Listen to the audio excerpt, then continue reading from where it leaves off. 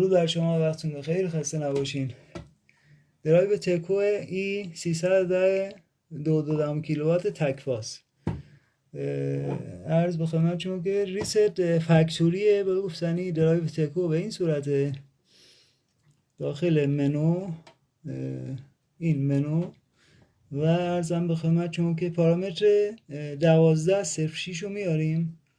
12.06 این میشه 2 12.06 درسته. 12.06 اینتر داخل پارامتر 12.06 باید عرضم به خدمت شما که این به اصطلاح پارامترها بیاد روی 11.50 به عبارتی.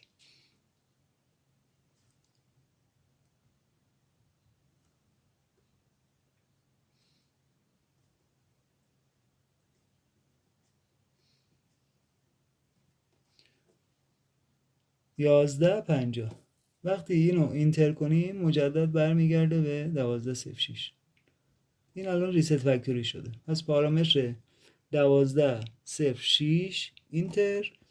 اینجا میایم به گفتنی تغییرات اعمال میکنیم بشه 11.50 اینتر ریست فکتوری شده.